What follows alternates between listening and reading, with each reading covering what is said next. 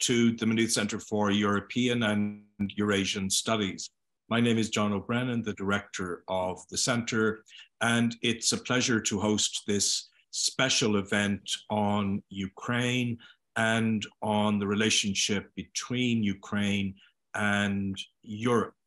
Our guest speaker today, we are delighted to introduce a visitor in the past to Maynooth, Professor Volodymyr Dubovyk.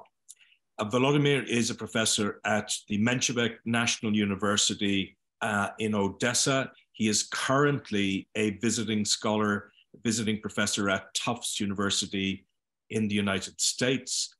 And he has also been a Fulbright scholar in the past. He is an expert on Ukrainian foreign policy, on Black Sea regional policy, and many will know him also from his work on US foreign policy. And it's a great pleasure to be able to host Volodymyr today. He's going to speak for about 35 minutes or so. We will then move to questions and answers.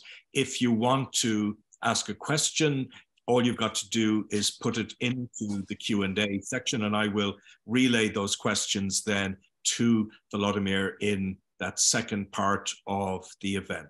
So without further ado, it's great pleasure to go to the other side of the Atlantic where it's 9 a.m.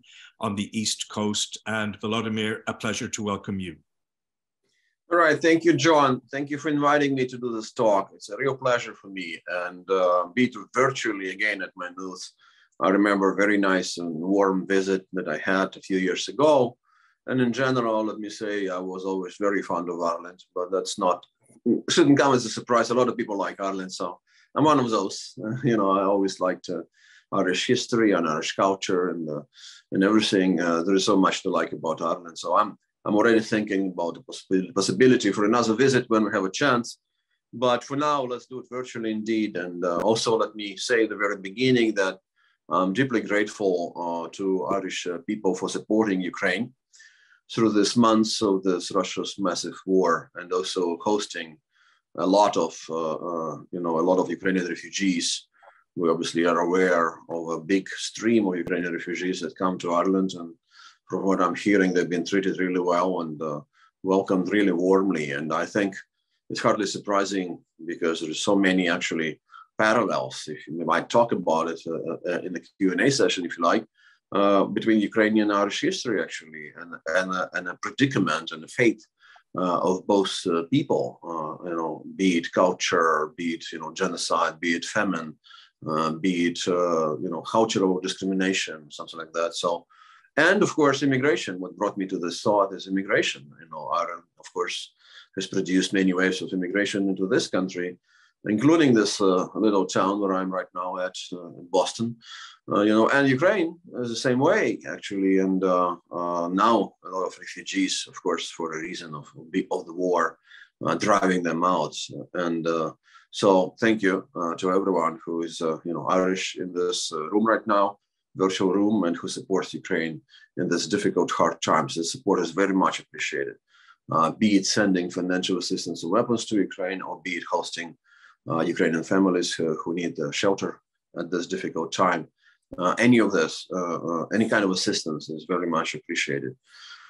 So yeah, I am a professor in Odessa University, which is on the Black Sea, which has its share of drama and tragedy in the recent months. Actually, Odessa, luckily enough, was spared the level of destruction that beholden on other major Ukrainian cities, including in the region. For instance, the bigger city to the east from us, the next big city from us, is Mykolaiv, which has been shelled intensively for months and months, so suffered dramatically. In fact, a lot of people from Mykolaiv moved to Odessa, where it's a safer place, even though it's just like, maybe 100 kilometers or so away from Mykolaiv. And then, of course, Kherson has been in the news a lot, especially for a good reason recently, mostly because it's been vacated by retreating Russian troops, and therefore, liberated by Ukrainian troops, you might say, because they didn't vacate for no reason. They vacated because they couldn't keep the city anymore. But now, of course, it's been shelled too. Now, since Russians left it, and they call it Russian city still, but I don't show it, massively day and night and all those people there. So that's the logic, but we'll get to this maybe in the course of our discussion. And that's how it is. I was in Odessa, and then I was teaching online for the last semester, last academic year, and also this first semester, fall semester of this year. But also I've been invited, indeed, as first of all, as a scholar at risk. There is such a thing in various countries, including here in the US, and a visiting professor here at the Tufts University, at the Fletcher School of Law and Diplomacy at the Tufts University, where I teach a course now, and will be teaching another one in the spring. So that's enough about me, and let's talk about a subject at hand and a topic that we plan to discuss, which is like Ukraine and Europe. Are we getting closer than ever? In many ways, yes. To provide the answer even before the talk, yes, there is a unique amount and intensity of interaction and cooperation between European countries and Ukraine, EU and Ukraine. The war has been a catalyst of this. You have much more interaction, very active in many various ways, and we'll talk about that. So that's for sure. I mean, the answer is probably yeah. It took this dramatic, tragic, massive war for Ukraine and the rest of Europe, should I say, to get closer. And let me start by saying that, of course, it's a tricky title in the sense that you don't say Ukraine and Europe if you're trying to be politically correct in Ukraine, because Ukraine is Europe too, is in Europe. We believe we are a European country. So technically, the title would be like Ukraine and the rest of Europe, but we understand what we mean here. We're talking about the role of European continent, various countries, and European Union, in fact, indeed, in helping Ukraine and working with Ukraine in these difficult times. But let me start by saying a few things about this European dimension, if you like, for Ukrainians. So what Europe meant for Ukrainians before February of 2022. It was always a very important dimension for us. And like I said, historically, I mean, you would think of Ukrainians as Europeans. And technically, actually, if you think about Europe, being between the Atlantic Ocean and the Urals Mountains in Russia, then you have the center point of Europe geographically in Ukraine, actually somewhere in Western Ukraine. So that's interesting, but it's all relative. And it brings me a memory, actually. I'm glad I remember this because it had an Irish person speaking on TV, and it was an Irish film director. And he spoke about his movie. And he said, it's the first time I'm bringing my movie to Eastern Ukraine. And he was speaking, I saw it with my own eyes on TV, and he was speaking at the Berlin Film Festival. So to us in Ukraine, Berlin is it's kind of Western Europe, but a person in Ireland, Berlin is probably Eastern Europe. So it's relative, of course, but still it's Europe. And of course, it's not just geography, it's also other things like social, cultural, political denominators and indicators like, are you part of European culture? Do you believe in European principles and values? I mean, are you ready to be part or already part of some European integration groupings? So there's so many indicators there, so many components that you can use in judging is the country European or not. And Ukraine was trying and struggling and trying to become part of Europe, return to Europe in many ways, because the Soviet Union, of course, wasn't really in many ways, definitely not in cultural, political, ideological way, part of Europe, did not subscribe to European values and principles and norms. And then Ukraine, after independence in 91, since then, we always declared European choice, but the problem, of course, that one thing you can say, well, we Europeans, we should be in Europe, we should be in the EU. But another thing is when you don't do things that might facilitate this, Ukraine actually becoming part in all senses of European family of nations. And unfortunately, for many years, we had a tons of rhetorics. Every new president or prime minister of Ukraine would say, of course, we're Europeans. Of course, we want to be part of European integration. It's our choice. There's no doubt. There's no alternative. But when it came to real reforms in the country, for instance, and respect for rule of law, and fighting corruption, and doing reforms, actually, and being more transparent in political, public life, and many other things that you actually need to have in order to be really, a European country, a nation state, and be able to claim maybe the potentially the membership within the EU and try to get there. You would need all this, and Ukraine lacks much of it for a long time.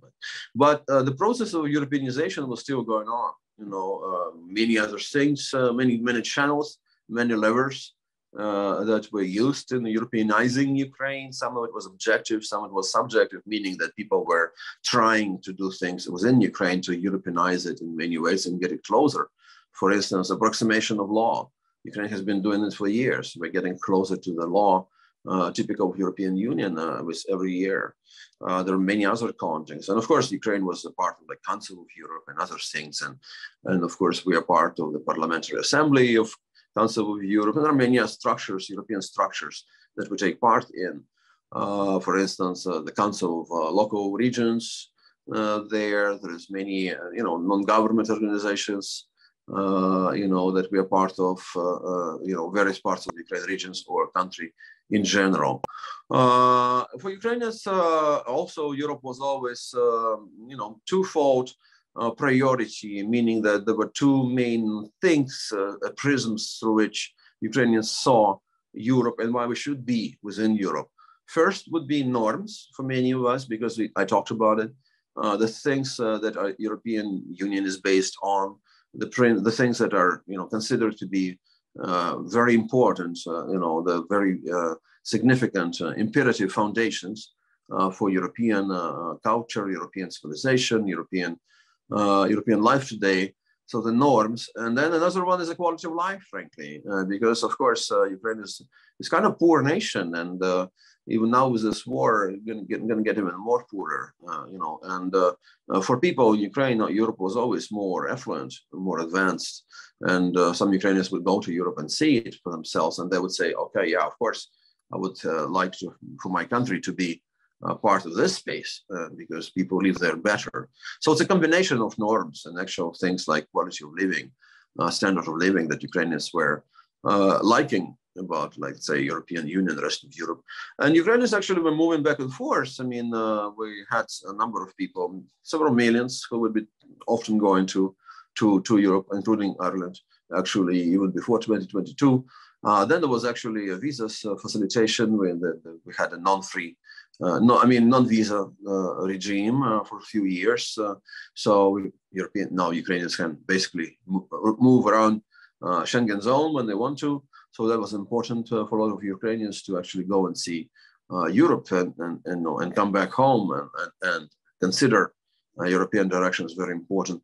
Another major push there for Ukrainians was, of course, Euromaidan, or the Revolution of Dignity, we call it, which happened in the end of 2013 and early 2014. You call it Euromaidan for reasons towards Euro and Maidan. Maidan is a Turkish word, also used in Ukrainian language, and it's called a big square. So that's where protesters would meet.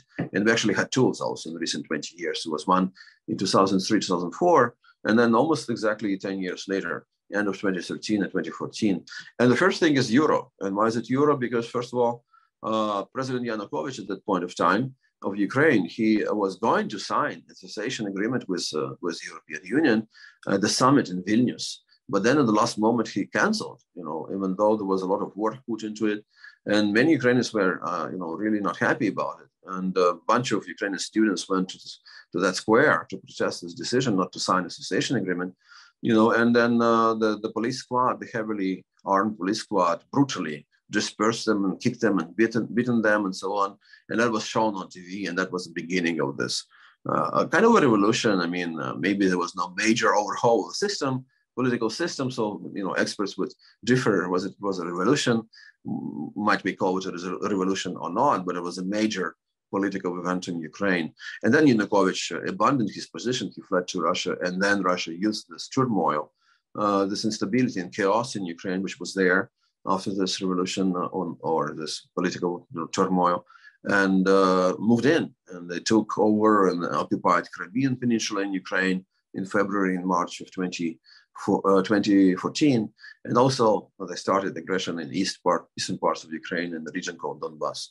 So, but in terms of moving closer to EU, there was a major point, because you actually had people protesting decision not to sign a cessation agreement. You had people with European flags, Ukrainian European flags. You had people fighting police squads, in the Maidan for several months in the middle of brutal winter weather, and again, you had European flags everywhere. People wanted to be closer to Europe. People wanted democracy. People were ready to fight, and actually died because, as you know, unfortunately, some police snipers have killed almost 100 people there. So we have this notion of a heavenly 100 who died because the police snipers at the later days of February of 2014 killed them with their fire. So Ukraine did sign then on a cessation agreement, and also Ukraine is now part of a deep and comprehensive free trade area with the European Union, so basically part of the European market in many ways. And then, jump to 2022 this year, and the war that Russia has started, a new stage of the war, a massive invasion kind of war since February of this year of 2022. It was another catalyst, actually, for Ukraine-EU relations, at least, and Ukraine-Europe relations, as I said. First of all, let's talk about the EU first.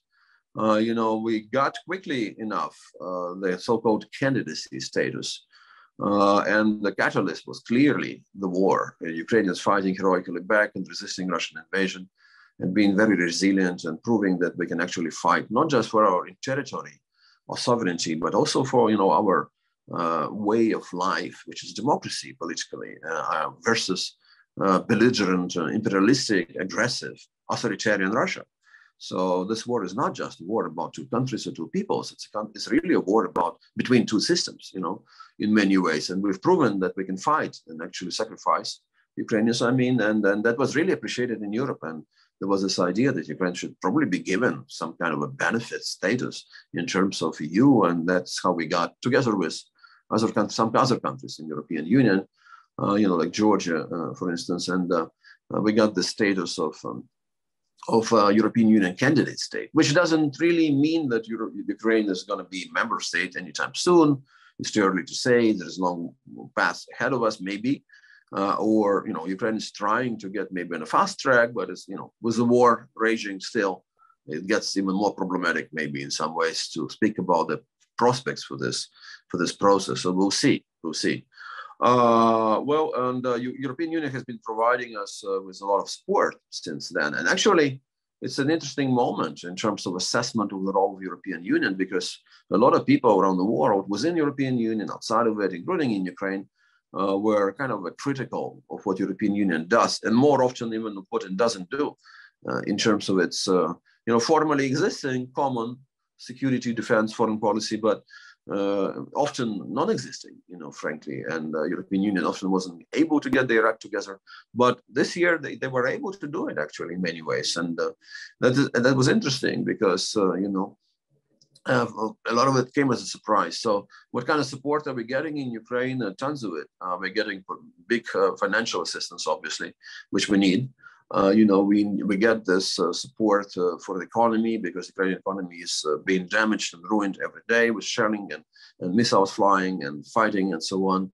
And a lot of fighting, actually, as you know, took place in the most economically advanced areas of Ukraine, industrial, at least in the east and the south. That's where Ukraine has industrial base. And also another pillar of our economy, the agriculture, was affected by raging fighting in the south of Ukraine, where you have this agricultural base.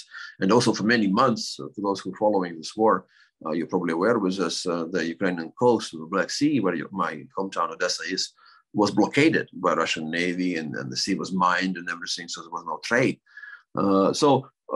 Given this situation and the circumstances, obviously, support just to keep Ukrainian economy afloat, so that people would get our salaries and maybe some pensions and things like that, and social payment to people who became internally displaced persons, because in addition to refugees, you actually have a probably even bigger number of Ukrainians who moved out of their own towns because of Russian aggression, but they are staying in Western Ukraine. So that's away from fighting and the front line. And that's, we call them, IDPs, internally displaced persons, because they are within Ukraine, but they are displaced.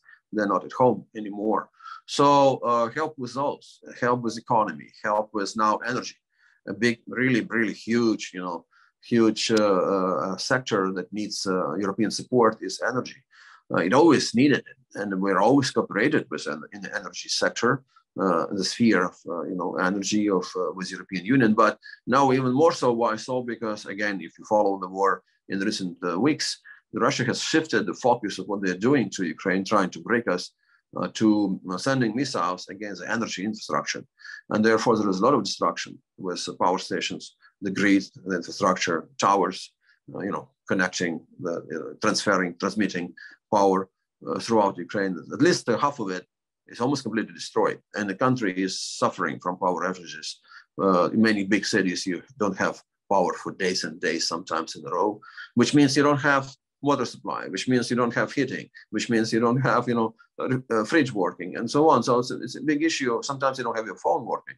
There's no Wi-Fi or no even mobile internet. You can't really charge your phone. So it's a massive problem, of course, for Ukraine going into this winter, which is already becoming, winter kind of like in terms of weather. So for Ukraine, it's not easy, but Russians are trying to break our will to continue fighting. But then, the European Union is trying to help us in many ways, restore what has been destroyed.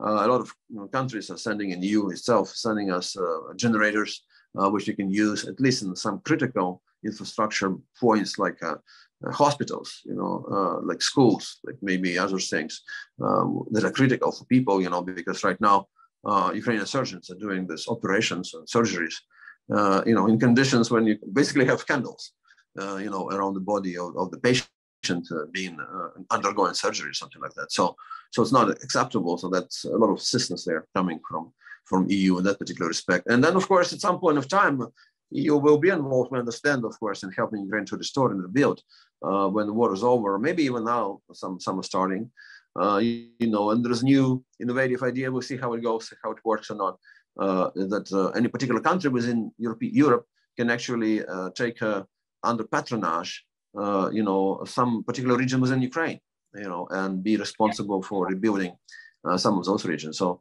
that is interesting, and we'll see how it goes. Another thing that European Union really impressed us with, frankly, is how quickly they managed to cut dramatically their dependence on Russia energy supply, which is a big issue there, obviously. And, we don't really we didn't really expect them to do it, but by huge percentage, they're off the hook already when it comes to oil specifically, but also cutting dramatically the supply, of natural gas. So that's impressive. I think, what, for instance, Ursula von der Leyen is doing, leading this rhetorically, principled position, but also making some very difficult decisions and being able to get together various countries of the European Union is very impressive. And final points here, maybe on European Union and Ukraine, and where we are right now is there is, of course, a huge degree of cooperation in the EU's position on the war with US. So that's a fact. Biden administration, for instance, is actually presiding over this attempts to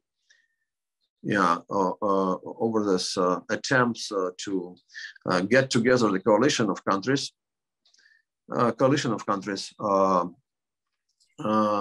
that support Ukraine and punish Russia with sanctions. And of course, sanctions we can talk about in Q&A if people would like, is not something which has led to Russia stopping the aggression, halting the aggression. No, but it's actually still having its toll, I think, on Russian economy, and it gets worse with time passing. So we'll see. I mean, the sanctions need to stay, that's for sure, because there's not many other instruments and levers that EU or Europe can use, or the West, for that matter, in general, can use vis-a-vis Russia.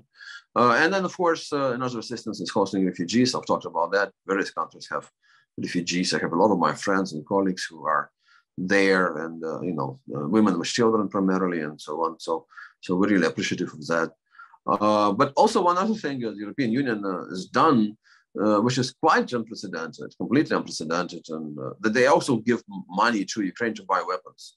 I mean, if you think about the EU, everything we knew about it for years and years, that it's a soft security actor, meaning they deal with like money and like those, norms, Europeanization, offering support and reforms and stuff like that, what have you. But weapons, yeah, well, they actually do give from time to time quite sizable amounts, not that huge as the US or any other particular country given to Ukraine directly, but still given several tranches of the funds to Ukraine to actually purchase weapons. So that's quite unique.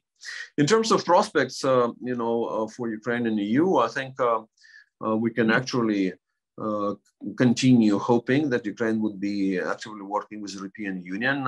Again, does it mean that we can have a hope that we can become member of EU anytime soon? I don't know, maybe not. There is discussion within the EU on this. Some people say what Ukrainians are doing, they're proving they deserve to be within the EU. Others are having more formalistic position, and that could be understood because they say, well, we have tons of sympathy for Ukrainian people, but there are rules, there are criteria. You need to meet them before you actually be considered for membership. And actually, when we were giving this candidacy status, quite a few countries who are very active in supporting Ukraine had this position, like for instance, Netherlands and Denmark, who actually support Ukraine, but they actually said this, like, okay, we're going to support Ukraine, continue doing that, but it doesn't mean we should give them fast track towards the membership because it would be wrong. We have rules, regulations within the European Union, and that those should be followed. Yeah, and then of course, many factors would determine relations between EU and Ukraine, and Europe and Ukraine. First of all, the war. On the war, I'll be happy to talk about the war. I mean, not happy because it makes me happy to talk about it, but in the sense that I'm ready to talk about it, obviously, what's happening in the war. But right now, of course, it's raging. It's still there. It didn't go away. It's still very intensive. It's still pretty bad. There's no end in sight. All right. So both sides are kind of determined to continue fighting. So therefore, we don't know when will it end, how it will end, and those until we know, we can't really predict what's going to happen next with Ukraine, with Russia, with European Union, with Europe, because of course Russian aggression was a wake-up call for a lot of countries in Europe beyond Ukraine. A lot of people understood that Russia might not stop there.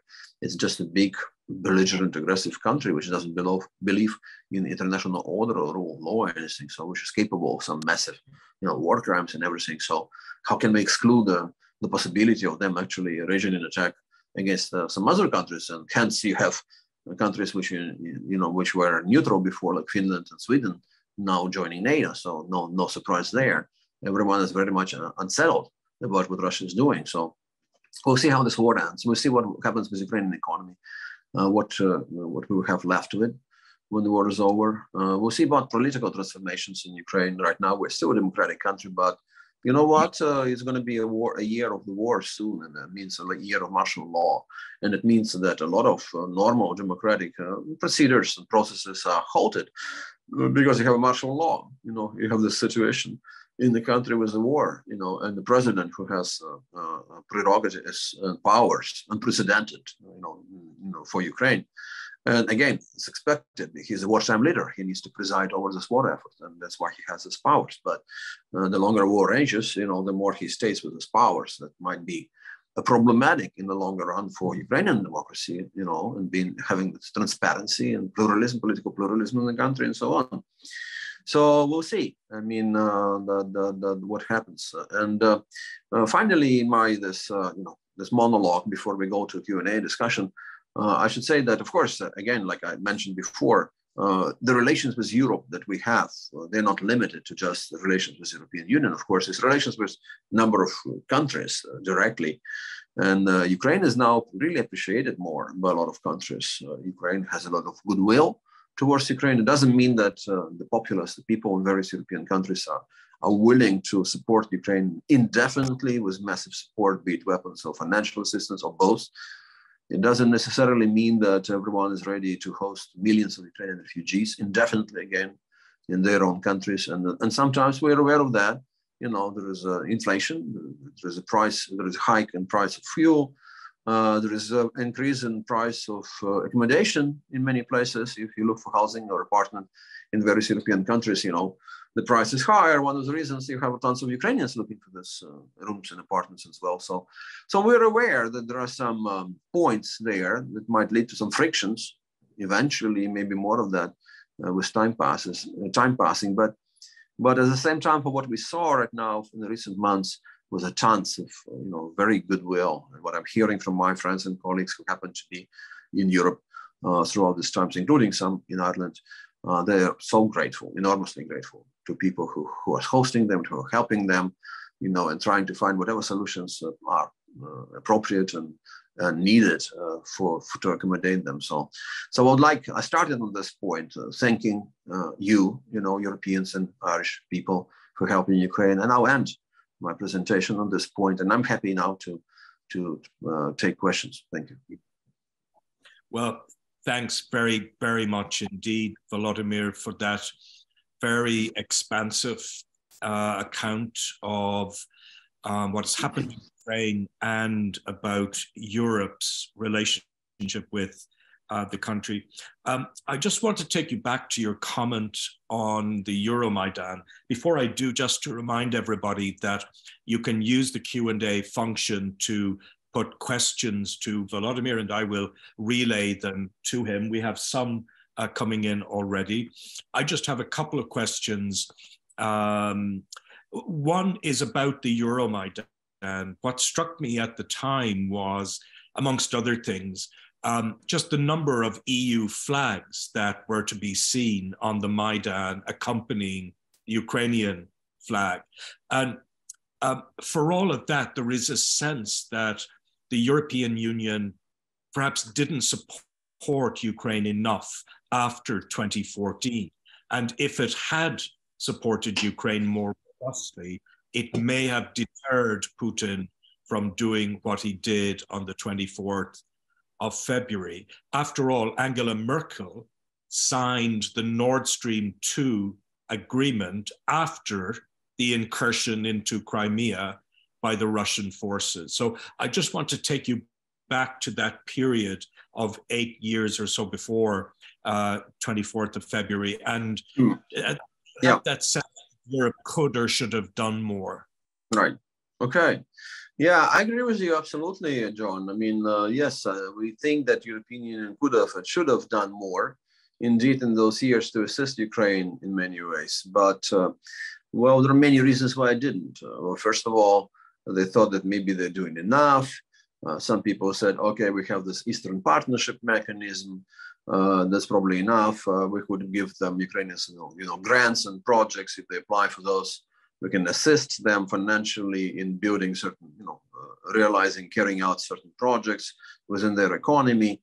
So, and that would probably be enough. Another thing is, well, the view was that Ukraine still doesn't meet many criteria, and there was this hope that this new Maidan, this new revolution would open up a new era in Ukrainian history in the sense of Ukraine quickly doing reforms and fighting corruption. That didn't happen. So a lot of people were disappointed. You had another Ukraine fatigue wave elsewhere in the West, including in the EU, and they said, okay, it's the old same Ukraine we know so well, where people are not doing reforms and not serious about fighting corruption.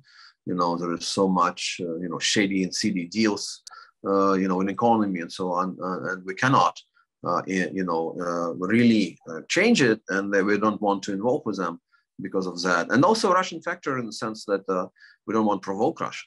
It's always a fear of provoking Russia. In a way, if European Union would do more, that might even, speed up, retrospectively speaking, a Russian escalation. Because actually, Russia was saying for years that we don't want Ukraine in NATO, but we don't mind Ukraine going into EU. And then 2014 came, and they were adamantly opposed to signing association agreement, let alone like membership or anything, and they actually did whatever they could to undermine the Ukraine signing association agreement. They applied pressure on Yanukovych. They offered him huge amount of money. They said, well, you don't need Ukraine, European money because you have to report on how you spend it. We will just give you a bulk of money and do whatever you like with it. And he did, actually. He stole a lot of this money when he escaped from Ukraine. So, yeah, and then Russia was really, really unsettled by the Ukraine maybe, signing this association agreement with the European Union. So it wasn't, and like this time around, it wasn't about NATO, Ukraine joining NATO, because Ukraine wasn't close to joining NATO anytime soon. And Moscow knows it really well. So it was primarily about Ukraine being under Russian control, and restoring their, sphere of power and influence here. But yes, I think EU has had a lot of mistakes, including like the signing of this Nord Stream 2. And I think European political elites have to share a lot of responsibility for that. It's not that they pushed Russia to invade Ukraine, but they sent a lot of wrong signals. And that's why actually the quite a strong and principled position of the West, including EU, during the war right now, supporting Ukraine and punishing Russia, came maybe as a surprise to Putin, because he thought, oh, Europeans would actually just limit themselves to rhetorical statements and that's it. And all of a sudden he's surprised in a negative way for him and positive for us, that he probably didn't expect this resolve and this coherence in the European Union position. People may be aware that a couple of weeks ago, President Zelensky addressed the Irish universities. Yes. And what was extraordinary, it was hosted by our colleague, Professor Dubovyk, who is participating in this event. But for me and for others was to see right at the end of our semester, every lecture theatre was packed. We had about 250 odd students. That was the case in DCU, even more than that, and in other places. So if Putin thought that over the course of the war, he would actually weaken the link between European support for Ukraine and Ukraine, then I don't think that has happened at all. And we had a clear kind of demonstration of that. I just wanted to ask you about France and Germany in particular. I mean, in your answer there, you didn't talk about Germany, but there is a sense amongst some that support from France and Germany has not been as strong as it might have been, that the real support for Ukraine has come from the Baltic states and Poland and others in Central and Eastern Europe. We've had President Macron continually saying things like Russia should be part of the future European security order. At an earlier point in time, there was a lot of telephone diplomacy with President Putin. It is, of course, the United States that has supplied the majority of the weaponry and financial support and so on. So I just wanted you to comment perhaps on the kind of diplomacy being practiced by President Macron, whether it's useful or whether it may actually be impeding Ukraine's quest for success in this war. Right. Well, it's a good question, loaded one. You have various layers in there. Well, I'll start by saying that actually, just a few days ago, there was this calculation, I think, by our colleagues from Kiel in Germany, who have said that according to their calculations, and then others agreed who are keeping the track, that collectively European countries now overtaken US in terms of amount of support for Ukraine. But then, of course, we're talking about all European countries on one hand and US is one country on another. So still, I mean, if you compare US with any European country, of course, US gives much more. But if you compare all European countries with US, then the new calculation shows that actually there's massive support. And here we can distinguish, and should probably, the weapon supply from any other type of support. And some countries are focusing on weapon supply, some on both. In terms of weapon supplies, there is a so-called contact defense group on Ukraine, which means often, usually once a month. Informally in Ukraine, it's known as a Ramstein group, because at first they met in the big American base in Germany, Ramstein, but its formal name is Contact Defense Group of Ukraine. And formally, there are 50 countries there. So think about it, 50 countries.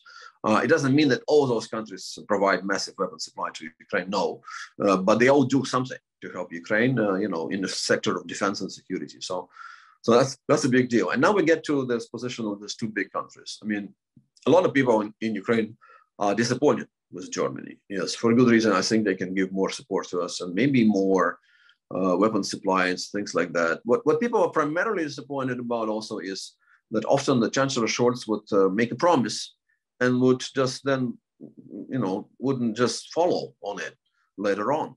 He would say, yes, we would give these weapons to Ukraine, and then we wait and nothing happens. So things like that, but we understand the difficulties he's going through. He is a rookie, he came into power just before the whole thing started. He wasn't prepared properly. He has the government, which is a coalition government, so he has to manage and balance between various parties. And actually, we know that Free Democrats and Greens are more supportive of Ukraine than his party. So no big surprise, no secret about it. But what Germany is doing already, helping Ukraine is still important. And also their focus is also on not on weapons, but on financial assistance for Ukrainian economy and so on. They still, I think, have this hesitations about sending German weapons and what happens if German weapons are used on Russian troops, and how it looks like and how it's presented in Russia. We can remember the 1990s and 1999, the crisis over Kosovo, how much hesitation there was there in Germany, like, oh my God, are we actually going to see German airplanes, over Yugoslavia, or Serbia, or something like that? And there was a lot of backlash. So we could remember about that. So the political culture in Germany is different. I mean, it's really pacifistic. They really enjoy this peace dividend since the end of the Cold War, not hoping that there'll be no big wars in Europe. And it's hard for them even psychologically to adjust. Yeah. And this talk about Zeitenwende, the turn, is more of a talk, but there's also things happening. I mean, the thing that he said, and Germans support this idea that $100 billion euros should be spent on defense. It's mind-boggling, if you think about Germans, and that the public supports it. So, so one thing that you can be disappointed, and another thing you can be actually looking at what they do to help Ukraine, hosting refugees. Actually, one of the best situations for Ukrainian refugees is in Germany. They get most of the support and very high payments and so on for family members and other things. I have several friends there. In terms of friends, yes, Macron often disappoints us and frankly irritates us and annoys us with his statements. And it looks like he kind of varies on a purpose or not, I don't know. One day he would say a soft thing on Russia, next day a very hard thing. So one day he would say Russia needs security guarantees.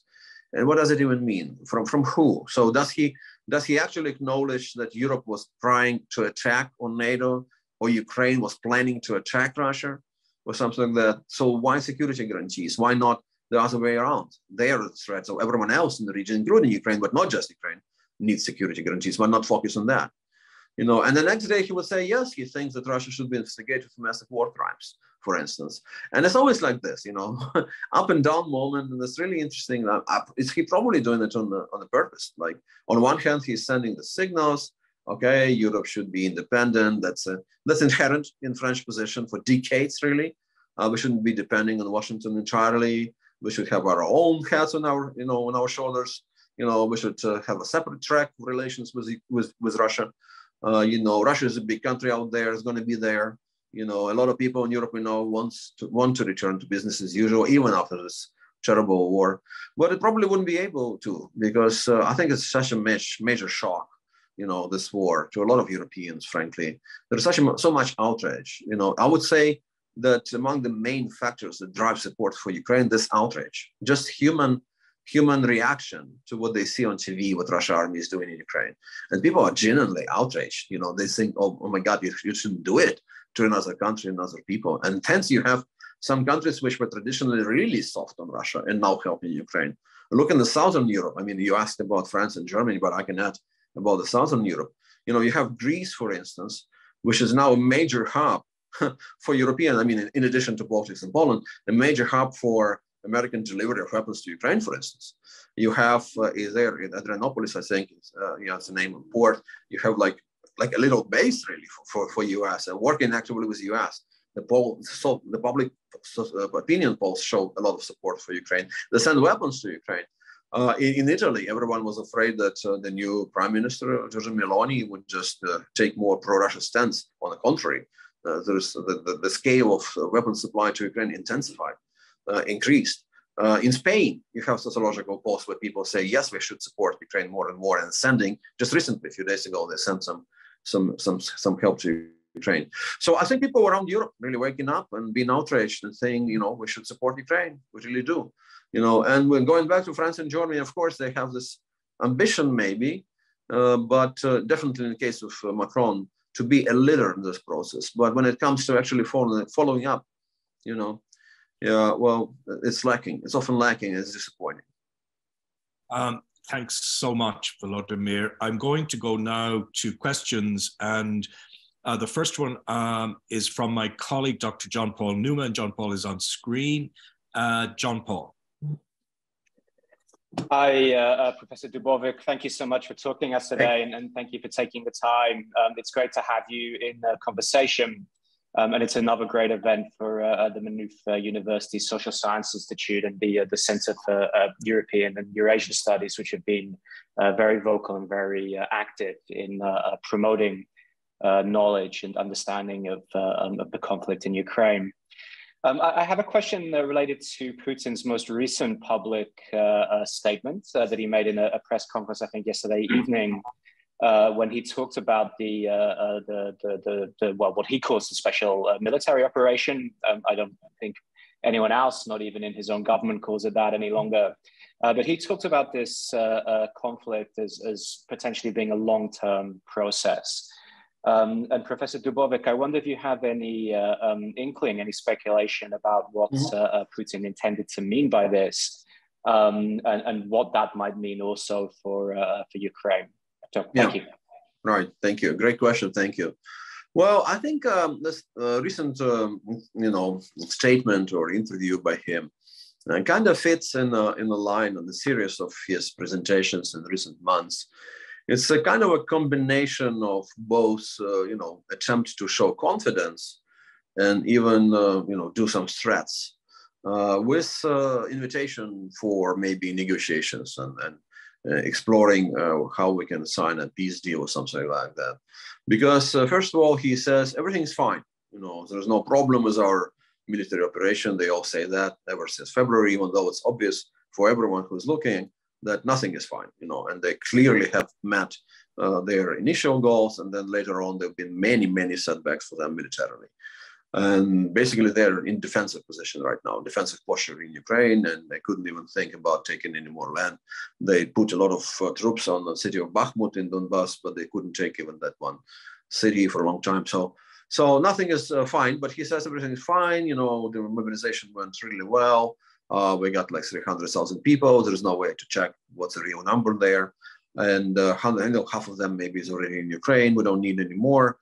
We don't need a new round of mobilization, even though we're hearing that mobilization never stopped and people are being mobilized as we speak, even though formally it kind of concluded. But then, he didn't even sign a special decree on ending mobilization. So formally it's still ongoing, and he might have a draft too, also in addition to mobilization sometime soon. So he is projecting this confidence, to Russians and other people, like we're fine, we're not being defeated. No, okay. So that's one thing. Another thing is threats always. This time is really wheeled threat in the sense that he talks about nuclear weapons, the favorite subject for Russians, because that's the ultimate, chip that they can use, just to, intimidate everyone with nuclear weapons that they have.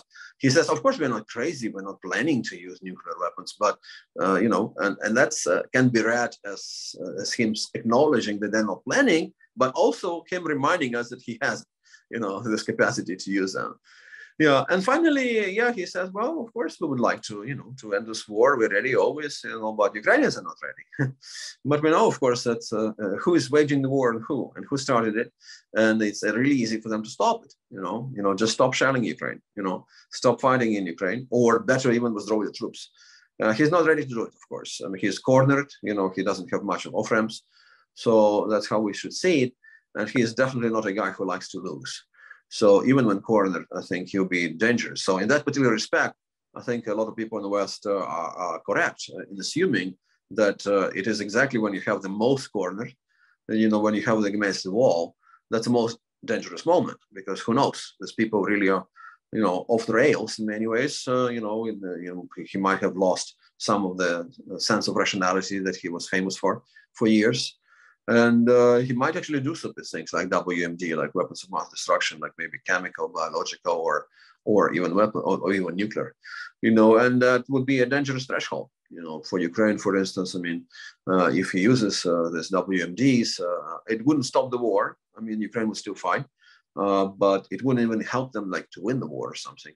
but it would probably mean, of course, more victims and more involvement by the West, because we know this is a plan. If Russia uses weapons of mass destruction in Ukraine, then for sure there would be a massive conventional response by NATO countries against Russian troops. And that's where you actually get close to the much bigger internationalized conflict. He's aware of that. That's why he is doubling down always on this message. Yes, just push Ukraine to sign this peace agreement. We'll be happy. Ukraine wouldn't have this war. They wouldn't struggle anymore. One of the reasons they destroy our infrastructure and put Ukraine through all the struggles and suffering is the signaling to the West as well. Like, look, Ukraine has been destroyed as we speak. Its cities, its infrastructure, its economy, the bill that you would have to pick up after the war helping Ukraine financially is increasing by every day of this war. I can send more missiles and the bill will be, again, even higher. And also Ukrainian struggle. So, well, talk some reasons, talk some sanctions with them, apply some pressure to Ukrainian leaders and make them sit down with us and sign some kind of a peace deal on our conditions. But of course, Ukrainians are ready for peace. Ukrainians wants to be, and I precede, I guess, the question on that particular, didn't ask me about it, but maybe other people in the room would like to know. We want to have peace, obviously. It's a very hard war on us. It's still asymmetric conflict, if you want to know, because Russia is still stronger militarily. They have financial resources, they have natural resources, they have nukes, after all, yes. Their population is 3 times larger. So we want the war. We understand it's a very hard and difficult enemy for us, but not at the Russia's conditions, not at the expense of giving up on Ukrainian lands that are occupied currently by Russians, especially when we know what happens to our people when Russia occupies. And because in every liberated town, you have mass graves, you have torture chambers and things like that. So knowingly, leave millions of Ukrainians in these conditions. This is just not an option that Ukrainians, nor military, nor political leadership, nor the public opinion can actually accept. Yeah, thank you. Thank you so much. Very good question here from Paul O'Dufair. His question is about the Russian attacks on Ukraine's energy infrastructure. Yeah. And is how can the West essentially help undermine Russia's ability to wage or mount those attacks? And connected to this, would it help if there was EU and US support for taking out the missile launch sites, which are based in Russia? Some Europeans fear that would further provoke Russia. But given the recent pivot that Putin has made towards attacking Ukraine's critical infrastructure and all the effects of that you so vividly described, is there a case for more robustly kind of taking on the Russians as they try to continually attack Ukraine's infrastructure? Yeah.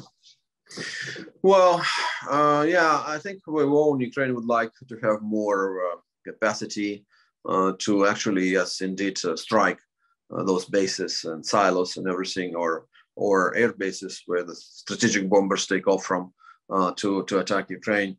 But as we know, yes, you mentioned, John, that most people in the West, and clearly here in this country, in the US, there is no appetite for this right now, because I think that might be actually a very escalatory move by them to provide Ukraine with this really long distance missiles, and even to the extent that even, the HIMARS systems, the multiple rocket launch systems that we received from the US and that have made a major contribution to successes of the Ukrainian army over summer and fall and liberating parts of Kharkiv region and then Kherson. Still, they were specifically modified by Americans before they were sent here, so they couldn't be used to have this long range missiles, which is surprising also because anyway, if someone would decide outside of the US to send those missiles to Ukraine, they would still have to ask first for American permission, and they might say no. But yet they went as far as modifying those systems, like not to use them. Ukrainians are very creative. We probably can undo this with those HIMARS systems, but we don't want to damage our relations with the US as well. So instead, in recent days, you probably heard about this Ukrainian attacks against Russian bases within Russia. And of course, the difference is they attack civilians and civilian infrastructure. We attack military bases. And we're using this old, modified, modernized Russian Soviet legacy systems, weaponry systems. So not American, any Western weapons. So we are respectful of this boundaries, imposed on us. Okay, please don't use it against Russia within Russia. All right.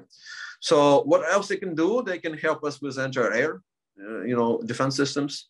And they're coming to Ukraine, and a number of them in good use, and the number of missiles, Russian missiles that meet the target, is decreasing.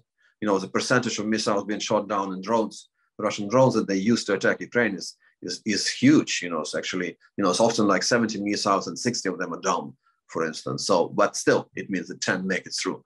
So that's another thing, more air defense, contemporary air defense systems. All right, and then maybe try to still stifle Russia with sanctions for them not to be able to produce more missiles, because they're running out of stock right now. But if they're able to produce more missiles, then it can go on this indefinitely with the shelling by missiles. Because, of course, if you do it on a scale like up to 100 missiles per attack, per one day, per one wave, it's a huge number. They'll be soon out of missiles. But if they have enough spare parts and semiconductors and everything, they can produce more. Or they can buy it somewhere else. Therefore, it's very important to, to maybe try and apply more pressure on Iran, because there is, of course, Iran already providing them with drones, which have been used against my hometown of Odessa as well, among other targets. But also there is talk that Iranians might provide some missiles to Russians as well. So that's dangerous for us, of course. And if there is any way to disrupt this deal or flow of those weapons from Iran into Russia, that might be looked into by our Western allies, and just help Ukraine cope with implications and results of those attacks. The generators, restoring the energy power grid, maybe providing spare parts, because our Minister of Infrastructure, I think he complained the other day that we're just running out of spare parts to restore those power stations. And then maybe some people, countries in the West are already sending some. So there are many ways there, and I don't see right now in the cards, I don't see the resolve and the readiness to send us long distance missiles that can be used deeper for the targets within Russia. And frankly, if you have the strategic bombers, for instance, they can launch those missiles from anywhere. They can even launch those missiles actually from their battleships in the Eastern Mediterranean. That would be probably problematic for them, because those missiles would have to fly like over Turkey or something, so that would be complicated diplomatically in some ways, but technically they can do it, and they actually have quite a lot of battleships there capable and carrying those caliber class missiles. They can reach Ukraine as well. So militarily speaking, it's hard for us, even if we're given the right weapons, to take out all of those bases or which they use. But it can be tried.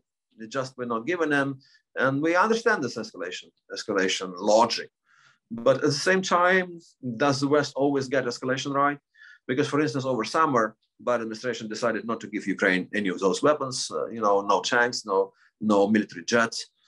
Is hoping that will be de-escalating the conflict. What Putin did in return, he announced so-called annexations, first so-called referendums and annexations, then he done mobilization, So on the contrary, you do this de-escalation act if you're the West, and Putin reads it as a signal of weakness, as an invitation to do even more of aggression, to double down on this war against Ukraine. So maybe, I don't know, maybe the whole logic of escalation versus de-escalation should be thought over again. Can I ask you just about Putin and the importance of Putin as leader? If for some reason he were to be deposed, if some months from now he was no longer the Russian president, do you think that the sort of Russian elite or the Russian leadership would behave very differently towards Ukraine?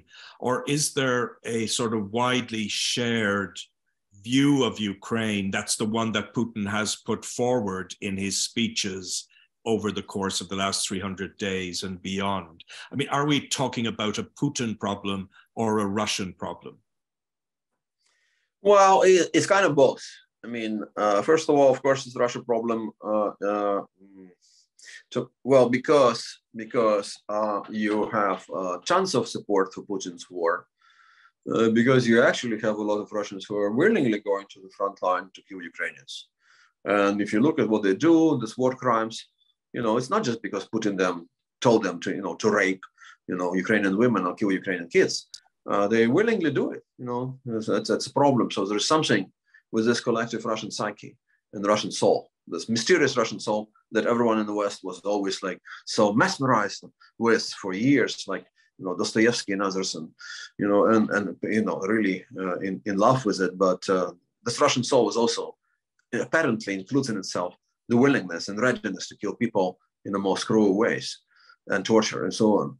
So that's one thing, that the Russians collectively, I think, share the responsibility as a nation, as a people, for this aggression. Why there is no more protests? Yes, I know they'll put you in jail, but still, so what?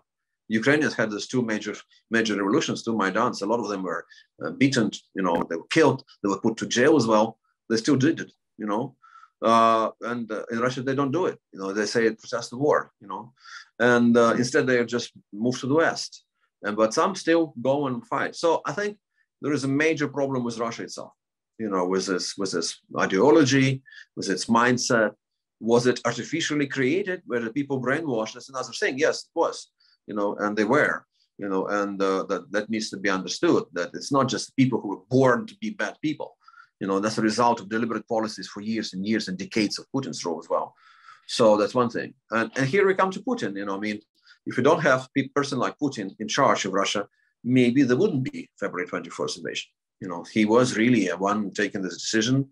A lot of people, I think, were appalled and really surprised and not happy about it.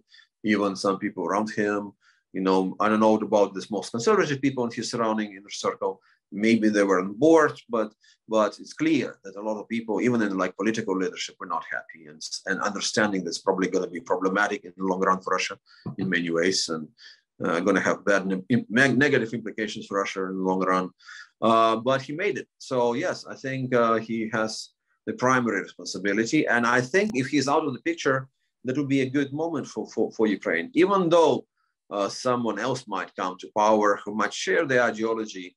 But still, being not Putin, that would mean a big pause for Ukraine, a breather for Ukraine, a moment for us to maybe to restore a little and to maybe better prepare for new phases of aggression.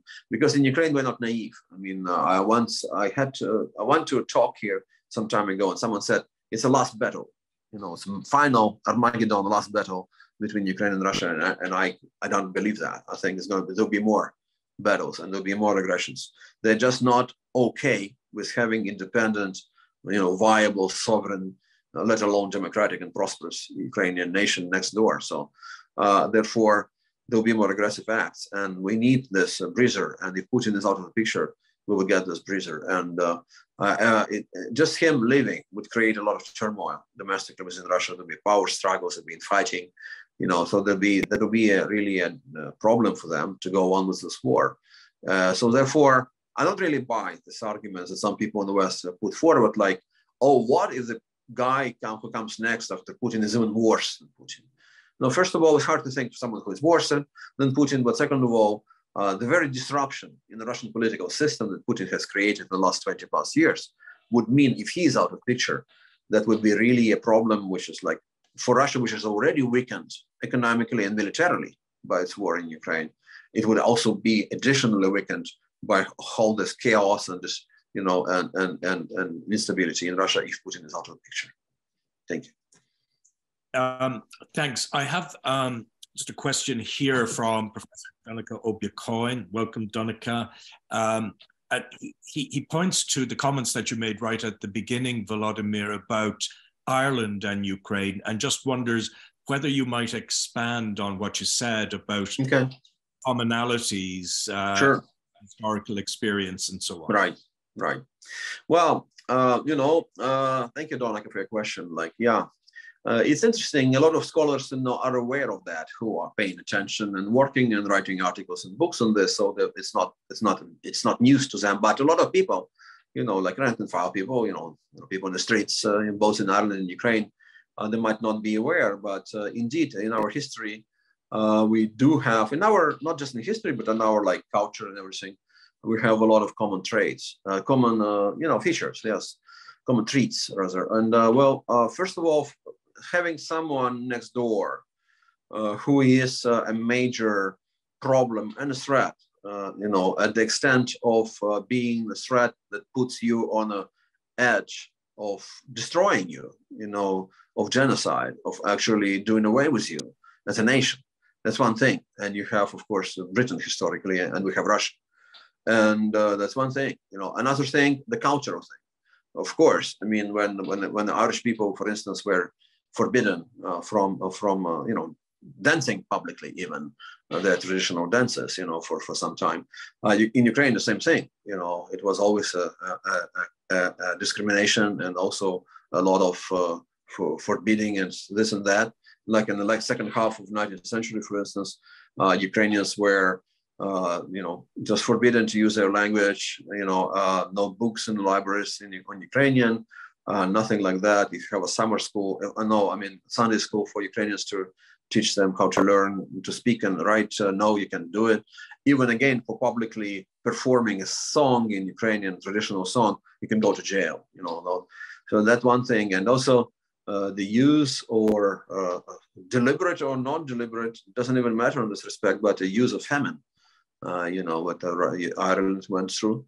Specifically, of course, in the middle of 19th century, but what Ukraine went through a number of times in 20th century, including what we've just commemorated, actually, 80th anniversary of the Holodomor, of the great Ukrainian famine of 1932-33, when we lost millions of people. There are different counts. Some people say 7 million, others say 4 million, but anyway, it's a huge number of people who died, in Ukraine.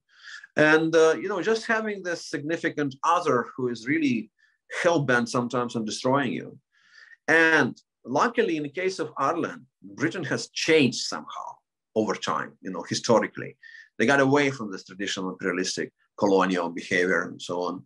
In some ways, I mean, some people in Ireland might disagree. That's think that Britain's still a problem, especially considering that they have a certain part of Ireland still under their control within their state. But Russia hasn't. Russia hasn't. On the contrary, actually, Russia has doubled down. With whatever instincts, negative, genocidal, discriminative instincts they have towards Ukraine and Ukrainians, we're now seeing the height of it, something that we haven't seen for a long time. But it's not new. It's not new.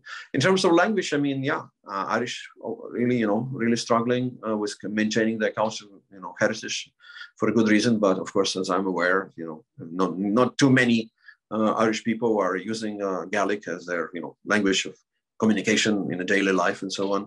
In Ukraine, a similar problem, of course, the percentage of people in Ukraine who use Ukrainian, even before it was much higher, but still the language was discriminated against. There was massive Russification always in the Russian Empire and the Soviet Union.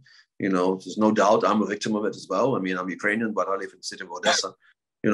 Everyone speaks Russian, I speak Russian therefore, but, now we can have a choice and we can switch to it. Many people are switching back to Ukrainian, even in our daily communications with our friends and family members. But so, and the line goes on. I mean, it's really something that you have this colonial, In case of Ireland, I think it's more acknowledged by people and scholars that what Britain did was colonialism, was imperialism. In case of Russia and Ukraine, it's much less accepted and acknowledged. And it's only now that we're trying in the various conventions and conferences decolonize, deconstruct the thinking about Russia-Ukraine relationship through the prism of this imperialism and colonialism and decolonization prism. And people are doing this. And some people, something strange, like, but Russia is not your typical empire, but it was. To Ukraine, it was. To many other nations in the former Russian space or Soviet space, it was. To Baltics, to Belarusians, to people in South Caucasus, to people in Central Asia, to Kazakhs, everywhere. And now Russia is not going to stop. And actually in their talk shows on Russian TV, they already talk about Baltics for a long time. They talk about, Kazakhstan now, that they say that Kazakhstan might be next after Ukraine when we're done with Ukraine. So, I think I also kind of maybe talked too much to answer that question, but Donica, thank you. It's a great question. So I do believe that there are some commonalities in our historical faith. You would have to think that as a result of this war and the presence in Ireland now of more than 60,000 Ukrainian people, that all these new connections will be forged in the years to come. I've no doubt that many Ukrainian people will choose to go back, but if the war were to drag on, obviously another year, another 2 years, it all makes that much more difficult. I just have one final question, Volodymyr, which is about Ukraine's prospect of joining the European Union. And based on a question by Antonio Francisco Casemiro, Antonio points out the reality of enlargement fatigue, something that I've worked on a lot over the last 15 years or so. It's been nearly 20 years since the Western Balkan states were promised that they would become members of the EU. They still haven't. Some of them are further away now than they were then from the prospect of membership. You talked briefly in your remarks about Ukraine, and obviously you make the rational point that in order to converge with the EU, particularly in market integration terms, it takes a long time. But even this morning, we have seen Austria vetoing the accession to the Schengen free movement area of Bulgaria, Romania, and by extension, Croatia. Now, that suggests to me that nothing has really changed. There's still a lot of prejudice in many parts of the EU towards Eastern Europe. There are absolutely no grounds, in my view, for the Austrian objection to Romania in particular today. The Dutch and the French have been really, really negative about the Western Balkans. So my question is whether, because of the fact that Ukrainians are literally dying, not just defending their own country, but for the values that are supposed to embody or be embodied in the EU and that are enshrined in Article 2 of the Treaty on European Union, do you think the Ukrainian experience might actually change the dial entirely in respect of future enlargement, and that both Ukraine and the Western Balkan states, perhaps Moldova as well, will become members a decade from now or so? Yeah, well, it's a great question. There's no way to know for sure, but yes, what you described, of course, there's a lot of resentment and disagreement within the European Union. There are some countries that are more enthusiastic and supportive than some others which are not. And we should understand that the European Union has expanded dramatically over a short period of time at some point. And then people had this digestion pause, and actually we're not happy about maybe letting some to enter. And now, therefore, the public sentiment is not necessarily supportive of new waves and rounds of enlargement. So it's not quite gone from the public opinion in many European countries. And the heroism of Ukraine in fighting back Russian aggression is impressive with some and not with others. And I mentioned that in my talk that to some people, yeah, we applaud Ukrainians, we're going to support them, but does it really mean that we should get them into European Union? So should it be like this, that we give this ultimate prize to Ukrainians, for their heroism, membership within the European Union? And some disagree. Some just say, well, let's continue helping Ukraine. Let's continue hosting refugees if we need to, or give them weapons or whatever, financial assistance. But why necessarily letting them go into EU? Because there are criteria there. Again, I call them formalists. Like there are criteria. Ukraine is not meeting many of them. So why should we actually break our own rules in this particular respect? We didn't break it with some other countries you mentioned, like Western Balkans. So Turkey, for instance, is nowhere near, of course, to the entering EU.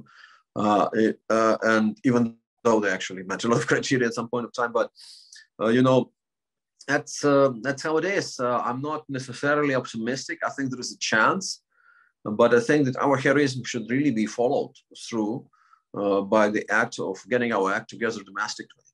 Do some reforms. Deal away with corruption indeed in massive ways, show that we are actually a transparent democratic country and so on. And so there are so many things you can do domestically, but that to convince doubters outside of Ukraine that Ukraine is deserving a worthy candidate for the membership within the European Union. I'm just thinking that for a lot of people in the EU and Europe, it wouldn't be enough just seeing this heroic struggle of the Ukrainian nation against Russian invasion. to change their mind in this particular respect, that Ukraine is deserving this membership. Well, shame on them. That's my answer. It's been an extraordinary hour and a quarter or so, Volodymyr. We are going to bring this session to an end. I am really grateful to you for taking the time out this morning in the United States to speak to us and for giving us the benefit of your wisdom. I think we have been extraordinarily impressed with the resilience of the Ukrainian people, even if we confine it in this case to thinking about Ukrainian education and how actually the universities and schools have managed to keep going in the course of these vicious assaults that they have been subject to in so many parts of the country. So we thank you and are really appreciative of everything that you've had to say. I want to also conclude by thanking everybody who participated in today's session.